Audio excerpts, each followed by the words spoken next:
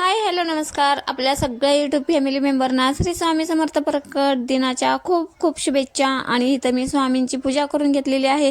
त्यांना असा नैवेद्यसुद्धा दाखवून घेतलेला आहे. आणि आता मला स्वामी सारामृत पुस्तक वाचून घ्यायचे आहे.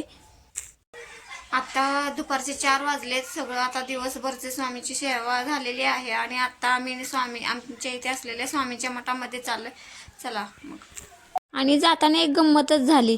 आमच्याकडून आमच्या 4 व्हीलरचे ना लॉक करायचं विसरून गेलो होतं. आणि त्यामुळे अन्वेषाने असा चुकून हात लावला. आणि तिच्याकडून चुकून हात लागल्यामुळे ना 4 इंडिकेटर आपोआप वाजायला सुरुवात झाली. मग काय पळत पळत ती गेली चावी आणायला.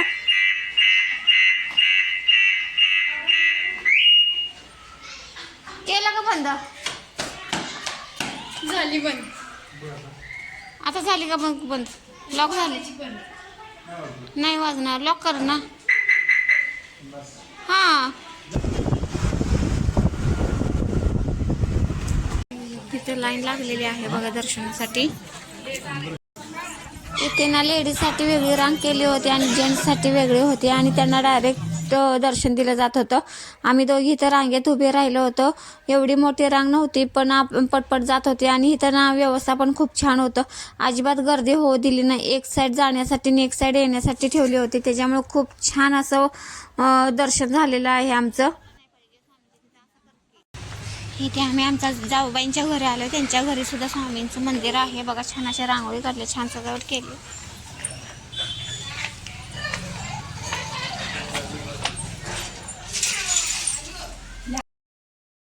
इथे आम्ही जाऊबाईंच्या घरी आलो होतो ना, तिथे आमच्या पुतणीला 2 बाळं झाली होती जुळी. मग म्हटलं चला बरेच दिवस झालं त्यांना सुद्धा भेटून झालं नव्हतं, म्हणून स्वामींचं दर्शन घेतल्यानंतर आम्ही त्यांना थोडा वेळ खेळवत राहिलो. बघा किती छान बाळं झालेली आहेत. मग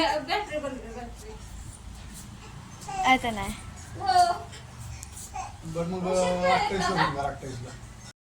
घरी येता येता आमच्या शेजारच्या ताईंनी स्वामींच्या प्रकट दिनानिमित्त महाप्रसाद ठेवला होता. तो घेण्यासाठी आम्ही गेलो आणि नंतर घरी आलो. आणि हा व्हिडिओ इथं सेंड करते. पुन्हा भेटू नेक्स्ट व्हिडिओमध्ये. तोपर्यंत बाय बाय.